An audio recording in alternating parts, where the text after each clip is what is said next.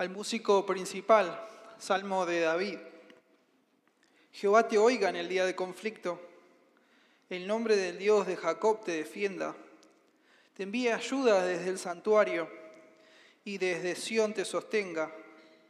Haga que memoria de todas tus ofrendas y acepte tu holocausto. Selah. Te dé conforme al deseo de tu corazón y cumpla todo tu consejo. Nosotros nos alegraremos en tu salvación y alzaremos pendón en el nombre de nuestro Dios. Conceda a Jehová todas tus peticiones. Ahora conozco que Jehová salva a su ungido. Lo oirá desde sus santos cielos con la potencia salvadora de su diestra. Estos confían en carros y aquellos en caballos, mas nosotros del nombre de Jehová, nuestro Dios, tendremos memoria. Ellos flaquean y caen, mas nosotros nos levantamos y estamos en pie. Salva, Jehová, que el Rey nos oiga en el día que lo invoquemos. Amén. Oremos un momento. Padre Celestial, gracias le damos por su palabra, porque este es su libro. Por medio de él entendemos que usted se revela de una forma muy especial y particular. En su palabra tenemos quién es usted, su persona, su naturaleza, cuál es su voluntad, qué es lo que le gusta y lo que no le gusta, y cómo es que nosotros los hombres podemos llegar a conocerle, tener el perdón de pecados y la vida eterna, y agradarle con nuestras vidas. Ruego que bendiga este sermón, que usted use su palabra que está aquí en el Salmo 20 para llevarnos a confiar en usted ante cualquier peligro, porque conocemos quién es usted. Ayúdenos a orar con esa confianza y con las actitudes apropiadas. Ayúdenos, Señor, bendiga aquellos que nos visitan por primera vez, que hoy sea un día muy especial para ellos, que puedan conocerle. Oro por aquellos que vienen hace tiempo y todavía no le conocen, que hoy sea el día de su salvación. Y también oro por mis hermanos y mis hermanas, que esto sea de alimento para nuestro crecimiento. En el nombre de Jesús, amén. Bueno, hermanos, esta es la segunda parte del sermón que comenzamos el domingo anterior, titulado Confianza en lugar de armas. Y vamos a comenzar con la siguiente ilustración. ¿Sí? El profesor Donald Carson, en uno de sus sermones, dio la siguiente ilustración, la voy a decir un poco parafraseada. Él decía lo siguiente: imagínense dos judíos el día antes de la primera Pascua, allá en Éxodo, teniendo una charla en la tierra de Gosén, y uno le dice al otro: ¿no estás algo nervioso con lo que va a pasar esta noche? El otro le responde: ¿por? Bueno, Dios ya nos dijo lo que va a hacer a través de Moisés. No tenés que estar nervioso. ¿Ya sacrificaste el corderito? ¿Pintaste con su sangre los postes y el dintel de la puerta de tu casa? ¿Ya hiciste todo eso? ¿Ya armaste las valijas para salir? ¿Vas a tener la cena de Pascua con tu familia? A lo que el otro judío, ¿no?, el temeroso, le responde: claro que hice todo eso. No soy tonto. Pero igual sigue siendo peligroso, ¿no? Me sigue dando miedo. ¿Qué te parecen todas las cosas que estuvieron pasando estos días? Las moscas, el agua convirtiéndose en sangre, terrible.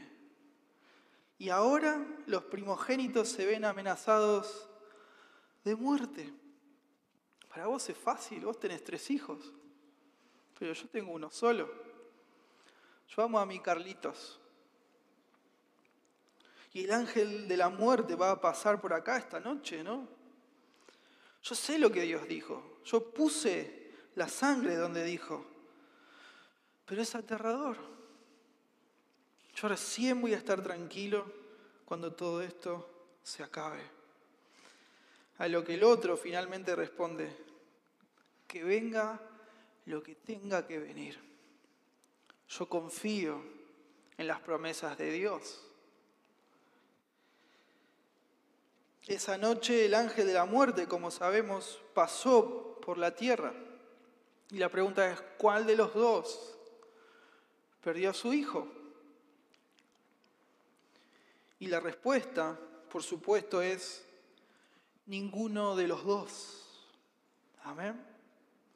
Porque la muerte no los toca, no sobre la base de la intensidad del ejercicio de su fe, sino sobre la base de la sangre del Cordero. Esa es la seguridad que tenemos en Cristo Jesús. Y si bien, hermanos, esta ilustración reconforta nuestros corazones y es 100% cierta, hoy, ¿no?, en sintonía con este Salmo 20 y su tema, nos tenemos que preguntar, y este es el punto, ¿quién daba más gloria a Dios de estos dos judíos? ¿Quién vivía mejor dando gloria a Dios? ¿Quién vivía con más paz en su corazón? Y por supuesto la respuesta es el que conocía mucho más al Señor y por eso confiaba mucho más en Él. Amén. Su vida era un testimonio poderoso del valor de conocer y confiar en el Señor. La semana pasada, en la primera parte, vimos que el tema del Salmo 20 y del sermón es que los creyentes oramos con confianza ante cualquier peligro porque conocemos quién es el Señor. Por razones de tiempo, el domingo pasado solo vimos una introducción bastante larga con su contexto y la primera de estas características, que era la primera de tres, ¿no?, que caracterizan la oración que vemos en el Salmo. Invertimos, mejor dicho, bastante tiempo entendiendo distintos aspectos y matices del Salmo, y eso no fue porque sí, sino para poder entender la razón del tema principal del Salmo. Una de las cosas que vimos es que el Salmo tiene varias de estas estructuras, ¿sí?, en forma de sándwich, llamadas quiasmos, ¿sí?, que tienen ideas paralelas y que por lo general terminan enfatizando lo que queda en el medio. ¿Está bien? Y el principal de estos quiasmos justamente lo tenemos de los versículos 6 al 8 y terminan enfatizando, como Sergio nos comentaba, el versículo 7.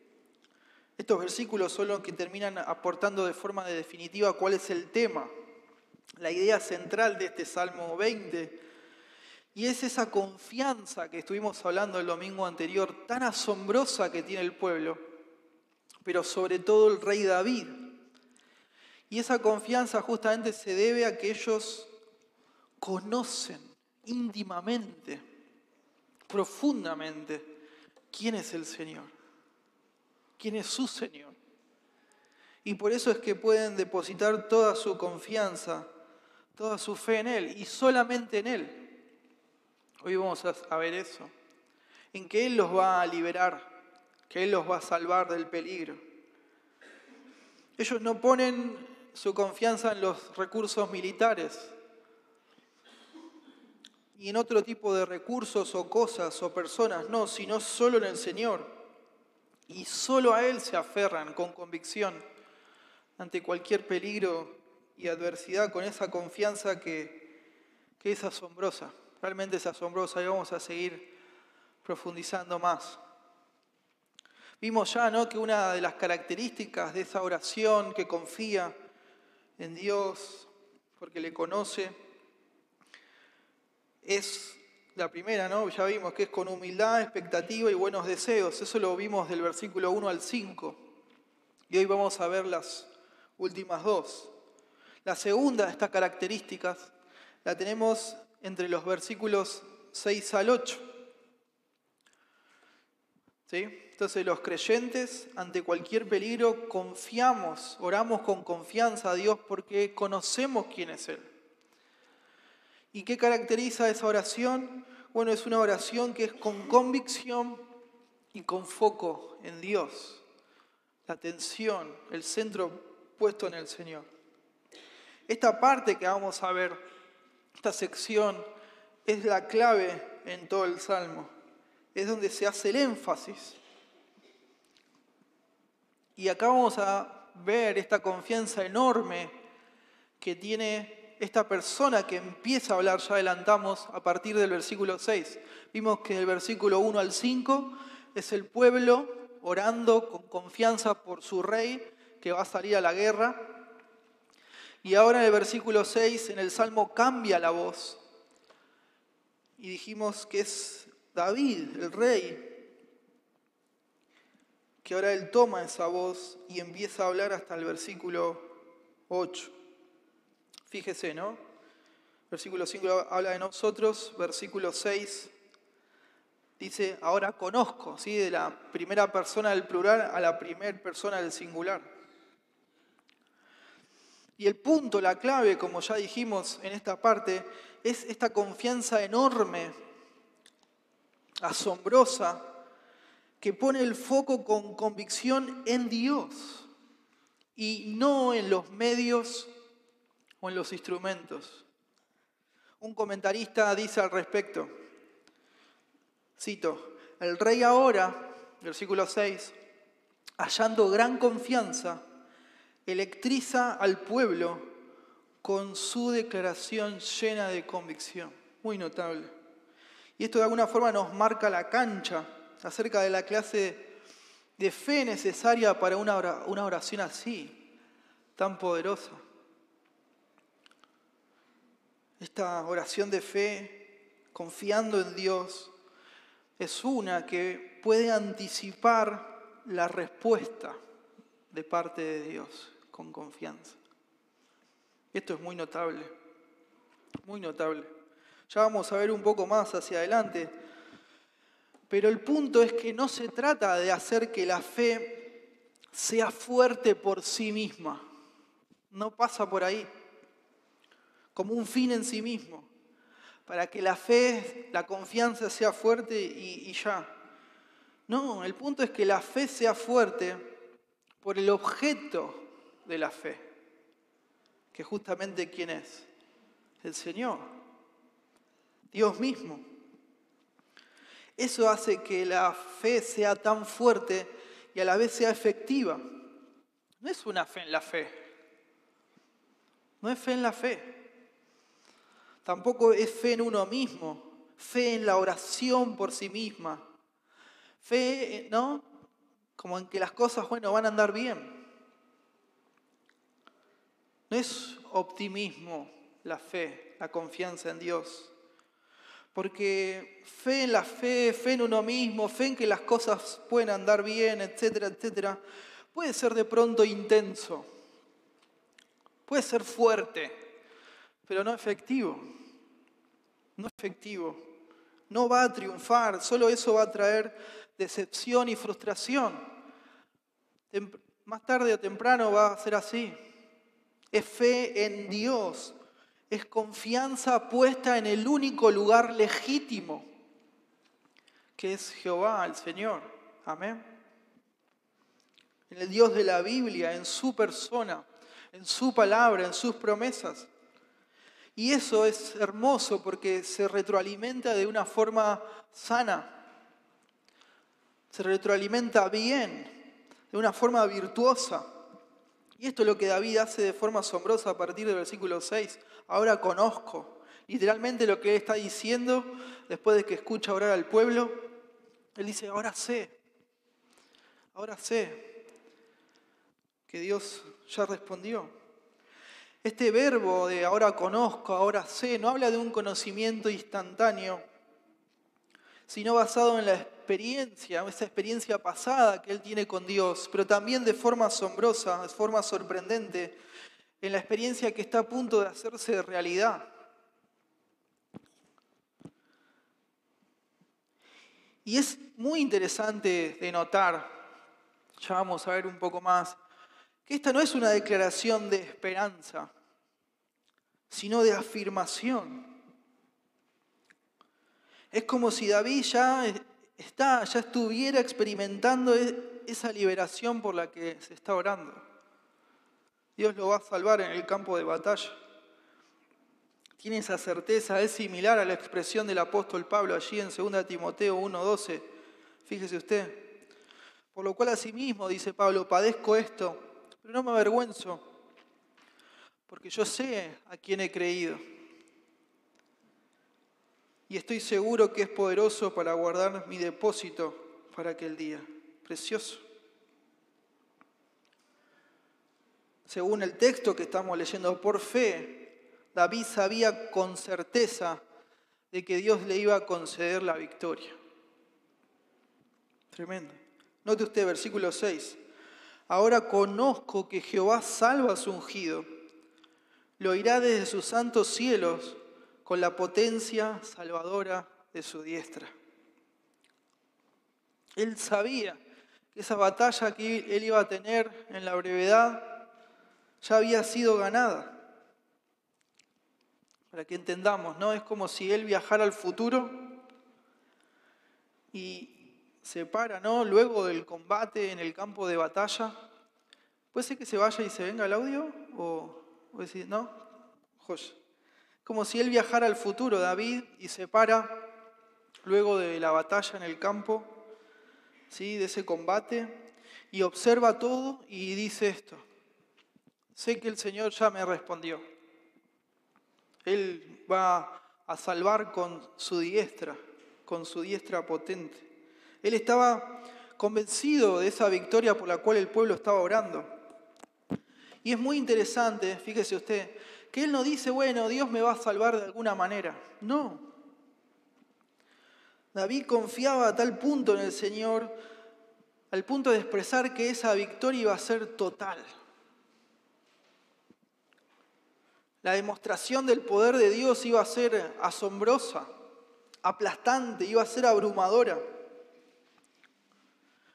Vimos en el sermón anterior que el pueblo clamaba a Dios para que la ayuda viniera desde el santuario, es decir, desde Dios mismo. Y acá David justamente reconoce lo mismo, que la ayuda iba a venir desde los santos cielos, desde Dios mismo. Dios iba a desplegar toda su potencia, toda su fuerza, todo su poderío, con hechos portentosos y poderosos. Justamente David a propósito hace esto, enfatiza que la salvación iba a ser así, para que fuera claro y evidente de que esa salvación solamente venía de parte de Dios, que no hubiera duda. Miremos ahora el versículo 8, saltemos por un momento el 7, para ver esta confianza de una forma amplificada. Versículo 8 dice, ellos flaquean y caen, mas nosotros nos levantamos y estamos en pie. Tremendo. Él como que confiaba tanto en Dios que anticipa de una forma vívida el resultado de ese combate. Él como que, ¿no? Otra vez viaja al futuro, ve en el campo de batalla y se ve a él mismo y a sus hombres como de pie, sanos y salvos, y a sus enemigos como derrotados, vencidos en el piso. Tremendo. Y el punto principal, hermanos, la clave de todo esto está en el versículo 7. Esta confianza tan asombrosa del rey. Fíjese usted, versículo 7. ¿Cuál es la clave? Estos confían en carros y aquellos en caballos. Mas nosotros, del nombre de Jehová nuestro Dios, tendremos memoria. Tremenda. El nombre de Jehová nuestro Dios. Lo mismo que se hablaba en el versículo 1, el versículo 5, el nombre de Dios. Y se arma un paralelismo acá, ¿no? Por lo que estuvimos viendo. Los soldados enemigos derrotados en el suelo, ellos de pie, sanos y salvos. ¿Por qué? Otro paralelo. Ellos confían en carros, aquellos en caballos, pero nosotros, del nombre de Jehová nuestro Dios, tenemos memoria. Tremenda. La contraposición en el objeto de la fe. Es muy lindo, interesante de notar. Esto en la Biblia en español no lo podemos ver, pero en el hebreo, en el original, no hay un verbo en la primera parte del versículo 7. ¿Vieron que dice, estos confían en carros y aquellos en caballos? Bueno, no dice así en hebreo. En hebreo dice, estos en carros, no hay verbo, y aquellos en caballos. De pronto los traductores decidieron agregar esto para darle más como un flujo de lectura en el español. Pero el punto es que se le quita fuerza a lo que se quiere decir en esta parte. Originalmente, de forma parafraseada, sería algo así. Ya adelanté un poco, como escrito, ¿no? Estos en carros y aquellos en caballos, pero nosotros recordamos el nombre de Jehová nuestro Dios. Nosotros tenemos presente a Jehová nuestro Dios del pacto. Tremendo. Justamente, como no hay verbo en el principio, está puesto para generar un contraste. ¿En dónde se está poniendo la fe? Y mejor dicho, ¿en quién se está poniendo la fe? La confianza. La verdadera fe, hermanos, la verdadera confianza no se mide por su fuerza, aunque es importante según este salmo, pero más bien se mide en tener el objeto correcto en donde poner esa fe, esa confianza. Y como ya dijimos antes, esto se retroalimenta de una forma virtuosa. ¿Qué cosas? El objeto correcto de la fe y la fuerza de la fe. Entonces, para David el foco y la convicción no está en el poderío o la fuerza militar, sino en Jehová nuestro Dios, en el Señor mismo. Fíjese usted, Salmo 33, 17. Vano para salvarse es el caballo. La grandeza de su fuerza a nadie podrá librar. Es aquí el ojo de Jehová sobre los que le temen, sobre los que esperan en su misericordia. ¡Qué lindo! Para librar sus almas de la muerte y para darles vida en tiempo de hambre. Obviamente, hermanos, el objeto inapropiado de la fe son los recursos humanos, sean los que sean. Póngale el nombre que usted quiera, lo que sea que el Espíritu de Dios le esté trayendo a su mente, a su corazón, para que usted piense y se dé cuenta de que eso es una amenaza para su propia vida. Póngale el nombre que sea: dinero, trabajo, un contrato, una casa, un inmueble, cosas, situaciones, multitudes de personas, la situación que sea, lo que sea. Si usted está poniendo su fe ahí, no es el lugar correcto, sea lo que sea. El ejército enemigo, como vemos en el versículo 7, confiaban en carros y en caballos. Y no eran porque eran locos, sino que era lo que todo el mundo hacía en esa época para salir a la guerra. De hecho, más allá de cualquier buena estrategia en el campo de batalla, en aquel entonces, hermanos, las victorias militares y las conquistas se terminaban dando para aquellos que tenían más y mejores caballos, pero más especialmente carros herrados. Los que tenían mejores y más carros herrados, como que ya tenían todo cocinado. Esta es una de las tantas razones por las cuales sabemos que efectivamente el Mar Rojo se abrió en el Éxodo y se tragó al ejército de Faraón.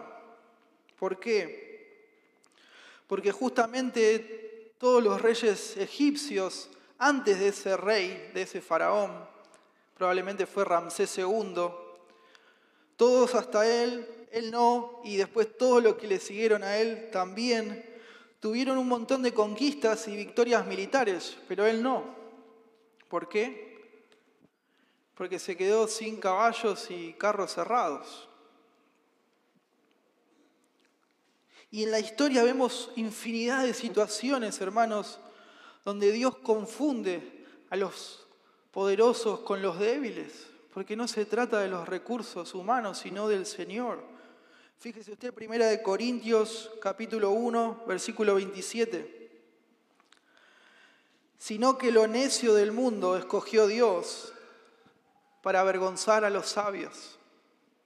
Y lo débil del mundo escogió Dios para avergonzar a lo fuerte. ¿Sí? No se trata de recursos, sino de Dios. De Dios. En una oportunidad, por ejemplo, David venció a un rey llamado Edad-Ese, el rey de Sob, que tenía muchos caballos y carros. Fíjese usted, primero de Crónicas 18:4. Y le tomó David 1000 carros, 7000 de a caballo y 20.000 hombres de a pie, y desjarretó David los caballos de todos los carros, excepto lo de 100 carros que dejó. Le ganó, porque Dios lo ayudó. Otra oportunidad, David también derrotó al general Sofac. Fíjese usted, primero de Crónicas 19 y 18. Mas el pueblo sirio huyó delante de Israel, y mató David de los sirios a 7.000 hombres de los carros y 40.000 hombres de a pie. Asimismo mató a Sofac, general del ejército. Tremendo. Ni hablar, ustedes se acuerdan, ¿no?, que cuando él, siendo joven, teniendo menos de 20 años, en ese tiempo en Israel, para la guerra, los hombres que iban a la guerra tenían que tener de 20 para arriba. Y David no estaba en el ejército porque tenía menos de 20 años. Y él había ido de corazón, ¿no?, como le había pedido a su papá, a llevarle comida a sus hermanos, que sí estaban en el campo de batalla. Y ahí fue cuando él vio a Goliat, que estaba amenazando a todos y ninguno le hacía frente. Y él, con la ayuda del Señor, derrotó a este hombre. Un gigante militar de 3 metros, imagínense usted, 3 metros de altura. Y no era que había aprendido ayer a pelear, sino que era un militar experimentado. Y él, con el Señor, lo derrotó. Porque justamente la convicción y el foco estaba en el Señor. Quizás este Salmo 20 esté detrás de alguno de estos eventos, no lo sabemos. Pero cualquiera sea el caso, hermanos, la palabra de Dios nos deja bien en claro que aquellos que ponen su confianza, toda su confianza, o mitad y mitad, llámelo como usted quiera, en recursos humanos, en sus estrategias, en sus trucos, en sus métodos, pronto se van a dar cuenta de su necedad. Porque se van a frustrar, les van a fallar tarde o temprano. El objeto apropiado de la fe, hermanos, no es la fuerza militar ni ninguna otra cosa. El objeto apropiado de la fe, de toda confianza verdadera y duradera, ¿cuál es? Es el nombre de Jehová nuestro Dios. Y sabemos bien, leyendo la Biblia y la historia, que mientras Israel confió en el Señor para sus batallas, venció. Ya Deuteronomio 17:16 advertía de forma anticipada que los reyes de Israel no tenían que acumularse caballos para sí mismos, para no terminar poniendo su confianza en ese poderío militar. Se tenían que abstener. Y al principio se manejaron bien, pero con el tiempo cuando en incredulidad multiplicaron esos caballos, poniendo su confianza en ellos, dejando de confiar en Dios, abrazando dioses extranjeros, sabemos, ¿no?, que fueron destruidos por sus enemigos y terminaron en el exilio. Se olvidaron de Dios. Y este es el punto, porque el corazón de uno se va tras esas cosas. Empieza uno a poner la confianza en los recursos, en los medios, en los instrumentos y no en Dios. La idea, ¿no?, de este único verbo que tenemos en este versículo 7, esto de tendremos memoria, es de tener presente, de no olvidarse, de recordar. Ya vimos en el versículo 3, se usa el mismo verbo.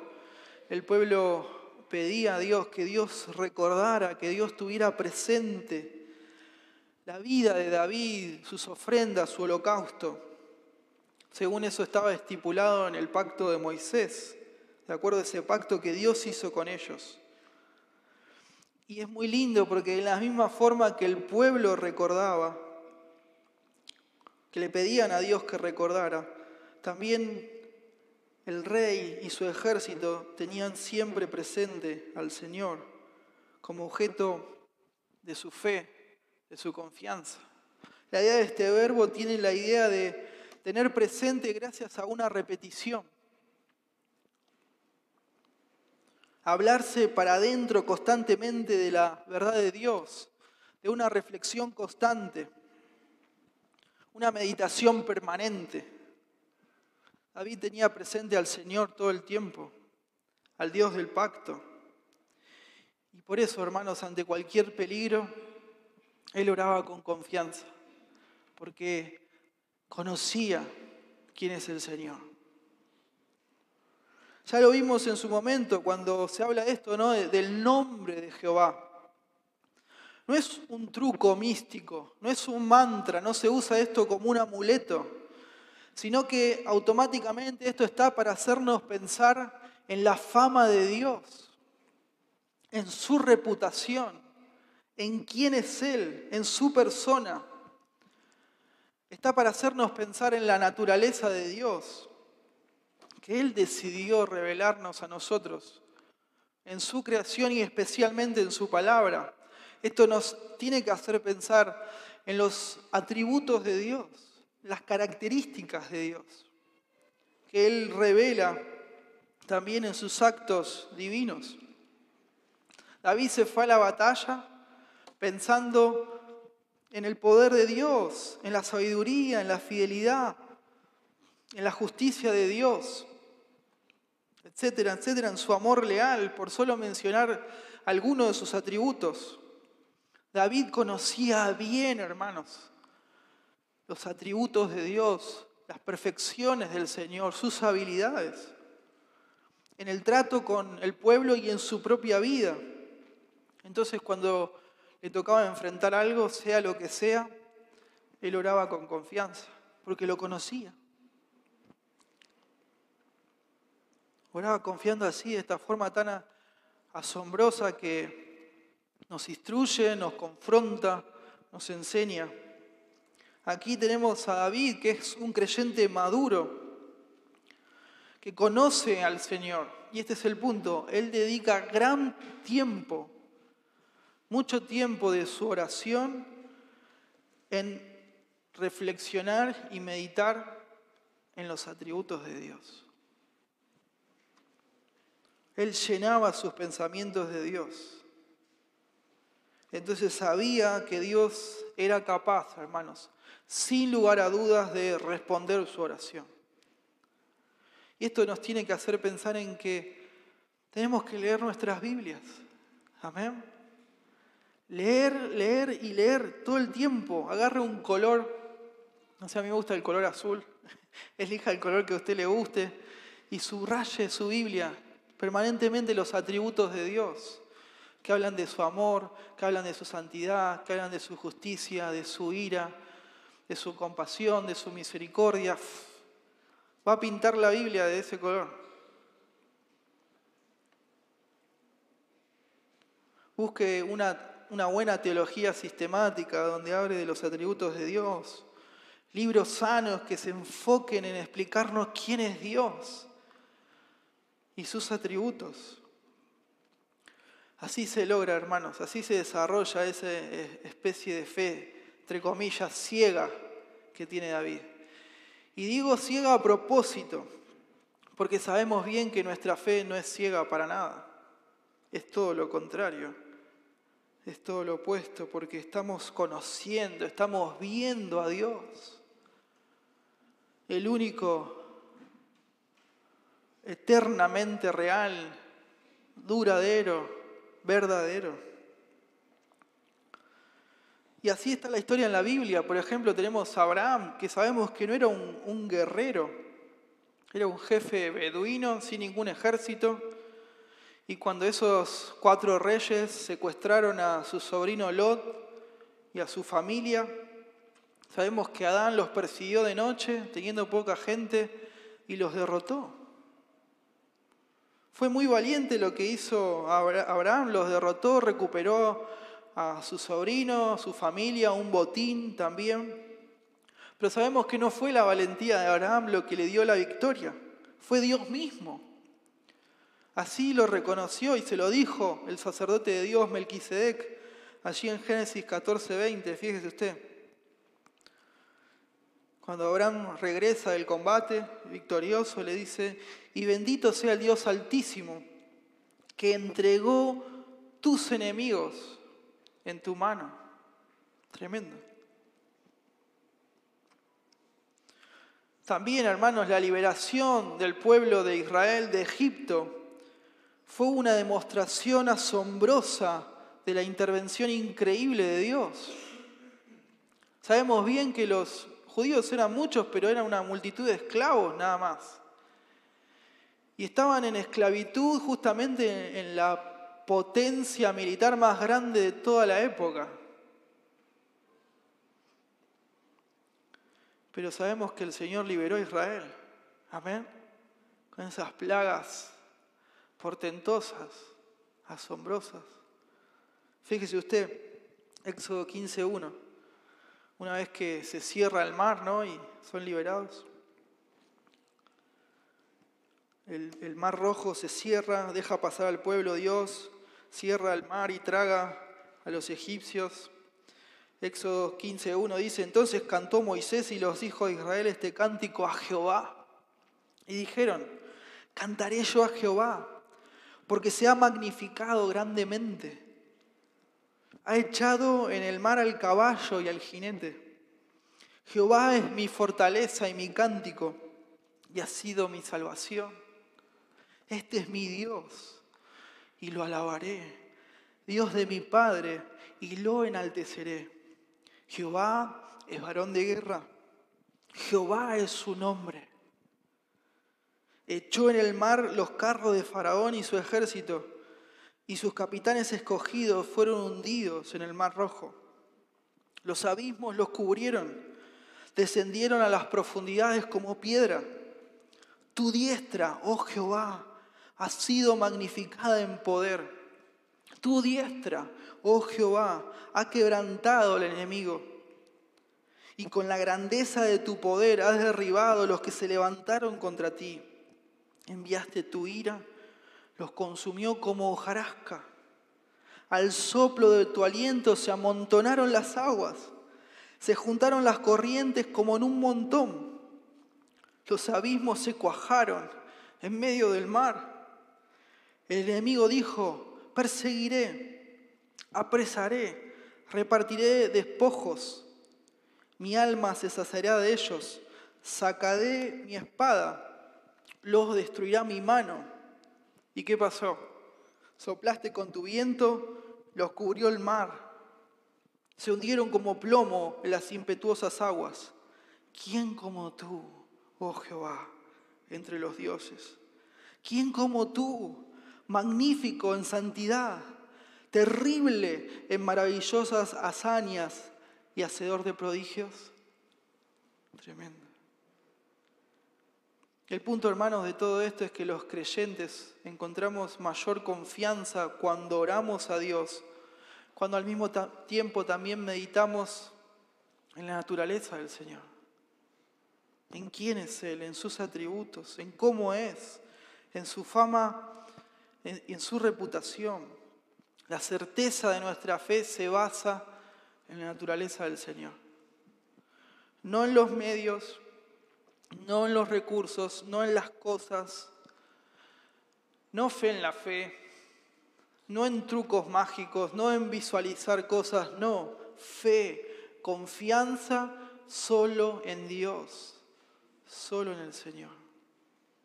Entonces, ante cualquier peligro, los creyentes oramos con confianza porque conocemos al Señor. ¿Y cómo lo hacemos? Con convicción y foco solamente en Él.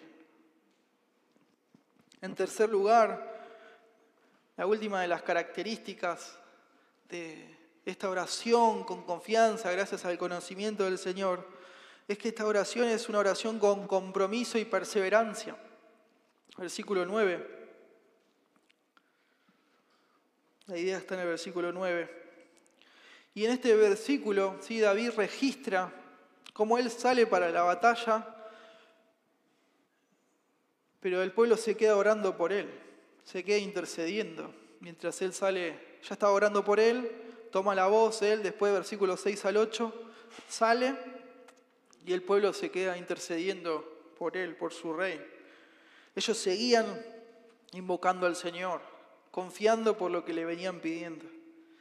No es que ellos oraban una vez y listo, y ya, no.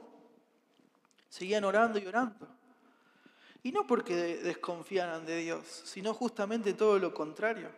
Fíjese usted, versículo 9. Salva, Jehová, que el rey nos oiga en el día en que lo invoquemos. O sea, que gane la batalla, ¿no? y que vuelva. Y que esté listo para ayudarnos también. Y es muy interesante que termina la oración de la misma forma que empezó. ¿Sí? Le están pidiendo, ¿no? que se les oya, es decir, que se les responda. Ya vimos la realidad de este verbo. Ahora a través del rey, de esta autoridad que Dios estableció. En el día del clamor, que Dios los salve, que Dios los defienda. Esto técnicamente en poesía se llama un inclusio, que está para darle un cierre a un concepto. Y esto está puesto a propósito para transmitirnos la verdad, la idea de que el pueblo sigue orando al Señor con confianza. Arrancó orando con confianza antes de que salga la batalla y una vez que salió, sigue orando con confianza, con compromiso y perseverancia. Fíjese usted en Lucas 18:1. También les refirió Jesús una parábola sobre la necesidad de orar siempre y no desmayar. Tremendo.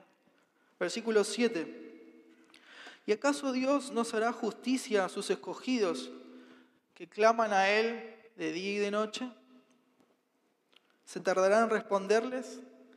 Les digo que pronto les hará justicia.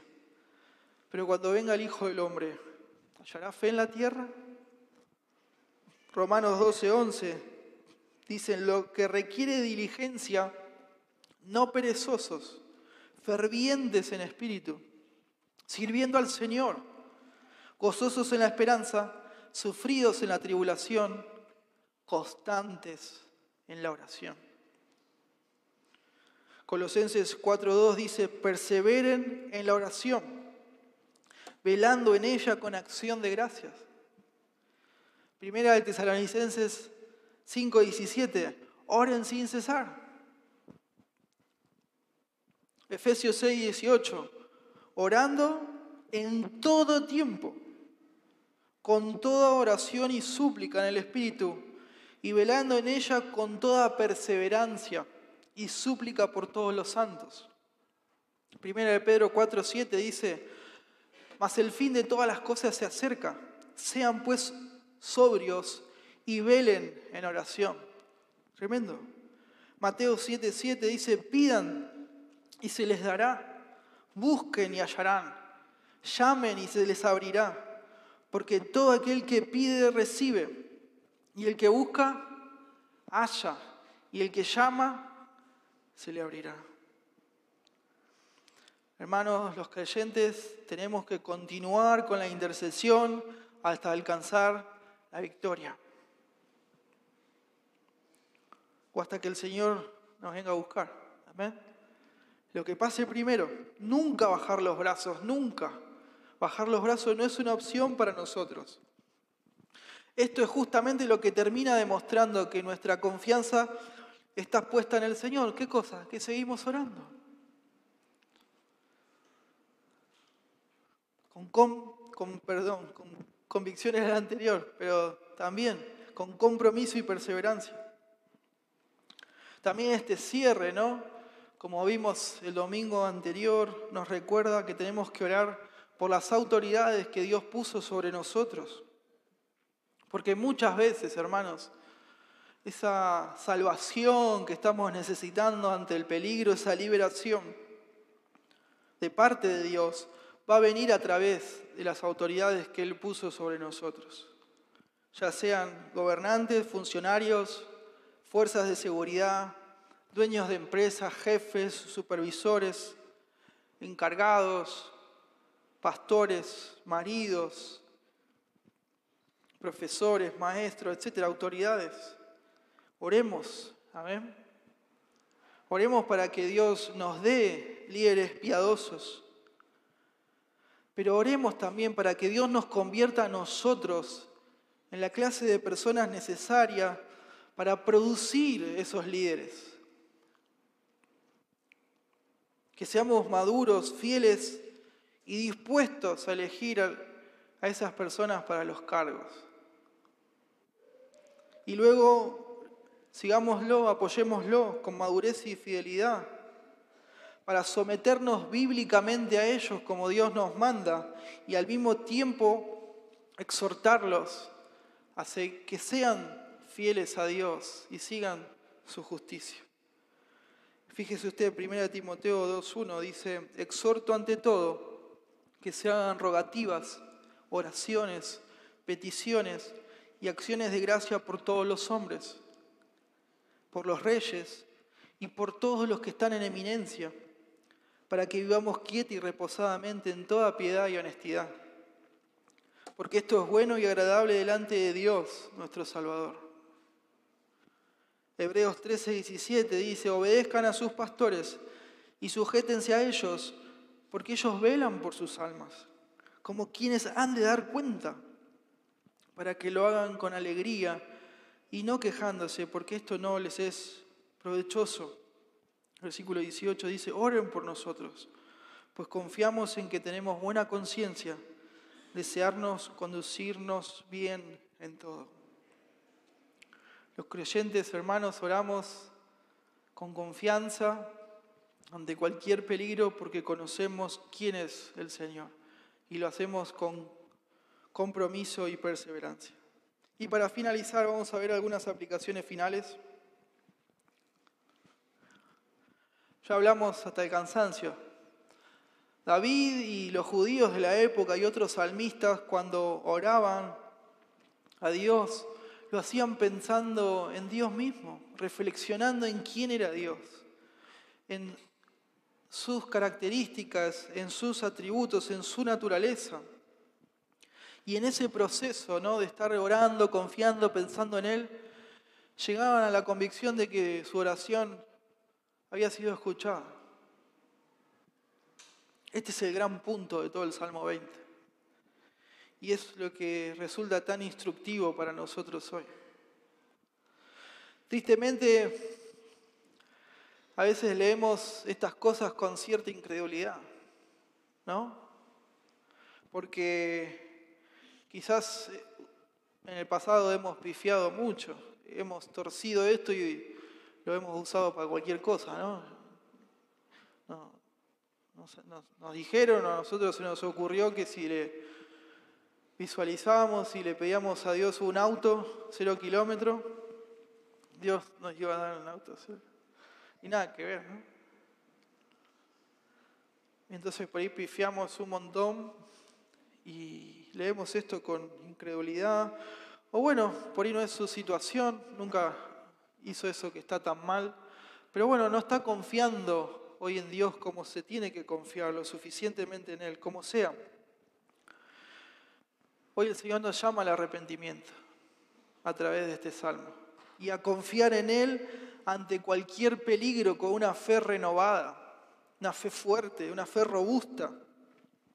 Fíjese usted, Marcos 11:22. Respondiendo Jesús le dijo: tengan fe en Dios, porque de cierto les digo que cualquiera que dijera a este monte, quítate y echa en el mar, y no dudar en su corazón, si no creyere que será lo que dice, le digo que le será hecho. Por tanto, le digo que todo lo que pidieren orando, crean que lo recibirán y les vendrá. Tremendo.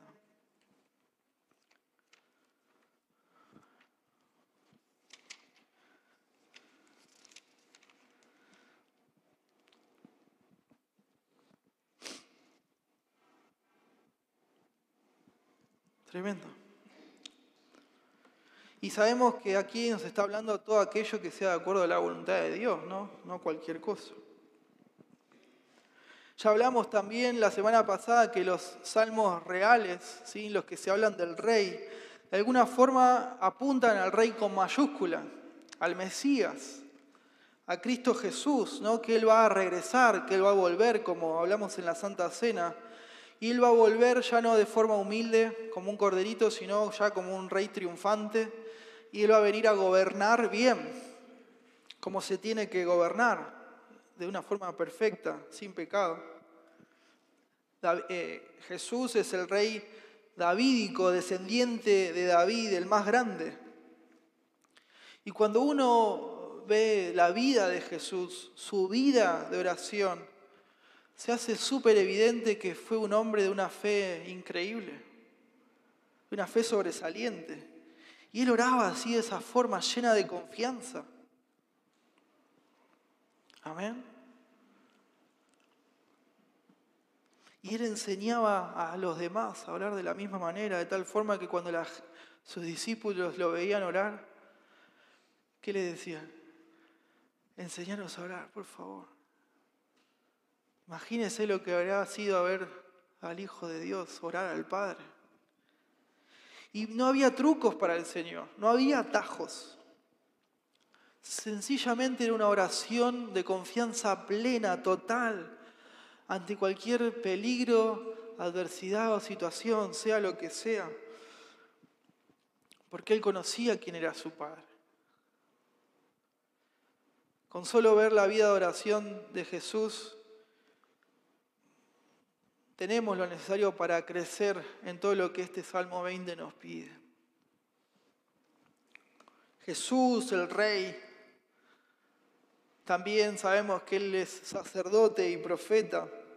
Oraba con ese nivel de confianza asombrosa, sabiendo de que su oración había sido respondida. Y así nosotros, hermanos, mirándolo a Él, podemos desarrollar esa fe, esa confianza. Así nuestra fe puede crecer, puede madurar, mirándolo a Él. Y va a hacerlo tanto y en cuanto nosotros pensemos, reflexionemos en los atributos de Cristo, los atributos de Dios. Otra vez, esta aplicación, agarremos un color, subrayemos nuestras Biblias, los atributos de Dios. Compremos buenos libros que nos hablen del Señor, de sus atributos, teologías. Pida consejos, ¿sí?, a la hora de gastar su dinero. Y el punto es, mi hermano, que si usted ignora los atributos y las perfecciones del Señor que Él nos revela en su palabra, nunca va a poder terminar de comprender el poder de Dios en su propia vida, tristemente. Y tristemente también cuando usted vaya a enfrentar cualquier peligro, cualquier problema, cualquier adversidad, lo va a presentar delante del Señor, pero lo va a hacer con poca confianza, con una fe pobre. Y eso Nada que ver con lo que vemos aquí en este salmo, de lo que Dios nos llama. Para que uno pueda desarrollar una mejor y mayor fe, una mayor confianza en la oración, tenemos que descubrir, conocer quién es Dios, lo que ha hecho el Señor y lo que es capaz de hacer. Para que en los tiempos de prueba, el nombre del Señor llene nuestros pensamientos y eso fortalezca nuestra confianza, nuestra fe. Jesús dijo allá en Juan 14:14, si algo pidieren en mi nombre, ven ahí, en mi nombre, yo lo haré. Y esto otra vez no es una fórmula mágica para obtener resultados rápidos, no. Esto de en mi nombre es una expresión, hermanos, de dependencia absoluta de todo lo que es Dios en Cristo para nosotros. De que Él está en nosotros, por nosotros y para nosotros, en Cristo Jesús. Nos tiene que hacer pensar otra vez en Cristo, en quién es Él, en su persona, en su naturaleza, en su compasión, en sus capacidades. Por eso también tenemos que orar como oraba el apóstol Pablo, por uno mismo, por su caminar con Cristo y también por todos los hermanos y las hermanas. Fíjese usted, Efesios 1:15. Pablo le dice a los de Éfeso, por esta causa también yo, habiendo oído de su fe en el Señor Jesús y de su amor para con todos los santos, no ceso de dar gracias por ustedes, haciendo memoria de ustedes en mis oraciones, para que el Dios de nuestro Señor Jesucristo, el Padre de gloria, les dé espíritu de sabiduría y de revelación en el conocimiento de Él, alumbrando los ojos de su entendimiento, para que sepan cuál es la esperanza a que Él los ha llamado y cuáles las riquezas de la gloria de su herencia en los santos y cuál la supereminente grandeza de su poder para con nosotros los que creemos, según la operación del poder de su fuerza, la cual le operó en Cristo, resucitándole de los muertos y sentándole a su diestra en los lugares celestiales, sobre todo principado y autoridad y poder y señorío, y sobre todo nombre que se nombra, no solo en este siglo, sino también en el venidero, y sometió todas las cosas bajo sus pies, y lo dio por cabeza sobre todas las cosas a la iglesia, la cual es su cuerpo, la plenitud de aquel que todo lo llena en todo. Conocer más a Dios, conocerlo más y mejor, para confiar en Él más y mejor. Ese es el objetivo. El deseo, hermanos, de conocer a Dios al mismo tiempo nos lleva a orar de una forma más ferviente. El propósito más alto del ser humano, ¿cuál es? Conocer a Dios. Jesús oró al Padre diciendo allá en Juan 17:3, esta es la vida eterna, que te conozcan a ti, el único Dios verdadero, y a Jesucristo, a quien has enviado. Precioso. Jesucristo dijo de nosotros, yo soy el buen pastor y conozco a mis ovejas y las mías me conocen. Tremendo. Juan escribió también allá en 1 Juan 5:20, sabemos que el Hijo de Dios ha venido y nos ha dado entendimiento para conocer al que es verdadero. Y estamos en el verdadero, en su Hijo Jesucristo. Este es el verdadero Dios y la vida eterna. Todo cristiano, todo creyente verdadero conoce a Dios en la salvación. Y la base de ese conocimiento de Dios, la base de la salvación, hermanos, es un conocimiento íntimo del Señor. Pero eso nos habilita, nos capacita para que todavía sea más íntimo. Como que es el punto de partida para que ese sea nuestro propósito en la vida, conocer íntimamente a Dios. Para que sea nuestra búsqueda más comprometida, más seria, principal. Moisés oró allá en Éxodo 33:13, ¿se acuerdan? Te ruego que me muestres ahora tu camino, para que te conozca y halle gracia delante de tus ojos. Éxodo 33, 18, te ruego que me muestres tu gloria. David le rogó a su hijo Salomón y le dijo, reconoce al Dios de tu padre y sírvele con corazón perfecto y ánimo voluntario. Primero de Crónicas 28, 9. Aquellos hermanos que conocen más y mejor al Señor, oran mejor, con mayor confianza, de una forma más fervorosa. Porque ese amor, ese conocimiento que tienen por el Señor, los impulsa a orar así con confianza y a servirlo mejor. Y nos tenemos que preguntar, ¿cómo es con usted, hermano, hermana? ¿Cómo es en mi vida? ¿Es su conocimiento de Dios íntimo? ¿Revelan sus oraciones con confianza que usted conoce al Señor así, de esa forma íntima? ¿Revelan sus oraciones que usted desea, anhela profundamente ver la voluntad de Dios cumplirse en su propia vida y en su pueblo? Ayer compartíamos la frase de este misionero al Ecuador que fue a evangelizar a los aborígenes aucas y perdió su vida. Y él oraba de esta forma, él decía, Jim Elliot, este hombre decía, Señor, haz de mi vida un testimonio del valor de conocerte. Que esa sea nuestra oración todos los días. Los creyentes, hermanos, oramos con confianza ante cualquier peligro porque conocemos quién es el Señor. ¿Y cómo es esa oración? Con expectativa, humildad y con buenos deseos. Versículos 1 al 5. También sabemos que es con convicción y foco en el Señor, versículos 6 al 8, y con compromiso y perseverancia, versículo 9. Quiero terminar este sermón, hermanos, otra vez, haciendo un llamado a aquellos que todavía están sin Cristo, que todavía no conocen al único y suficiente Salvador.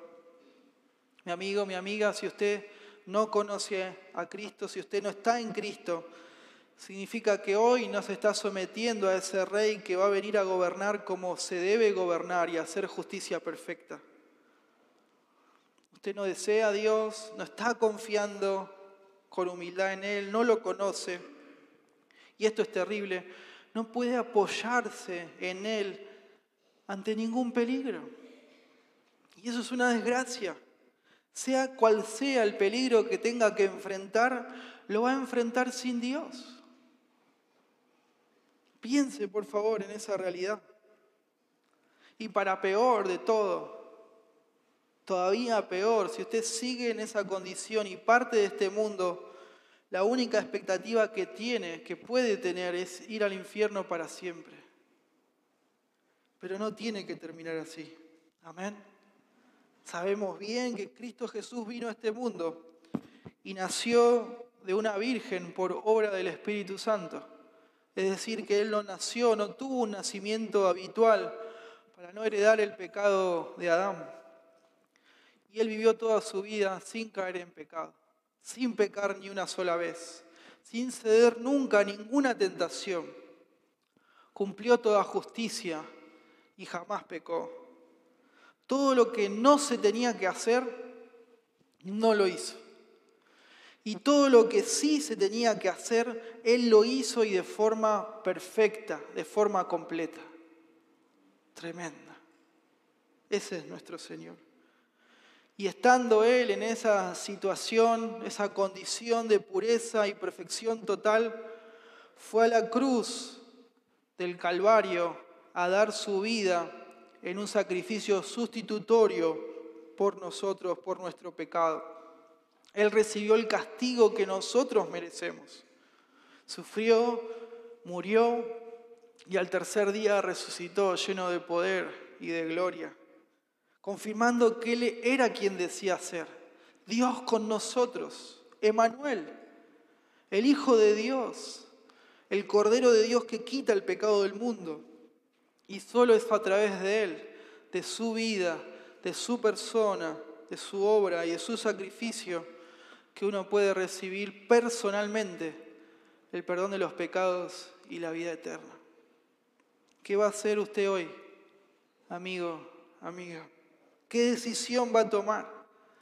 Venga a Cristo hoy, vuélvase a Dios, póngase bajo Dios, sométase a su señorío, confíe en Él, arrepiéntase de sus pecados, mire a Cristo, aférrese solo a Él, no lo deje para otro momento, no hay esperanza alguna fuera de Jesucristo. Ponga su confianza en el único que es capaz de salvar, como nos muestra este Salmo 20. Amén. Joel 2:32 dice: y todo aquel que invocare el nombre del Señor será salvo.